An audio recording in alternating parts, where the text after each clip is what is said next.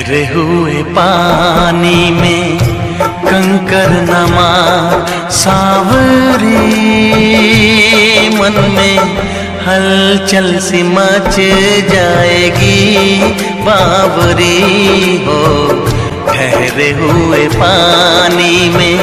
काय चाललंय? काय ना डोकं विचारते.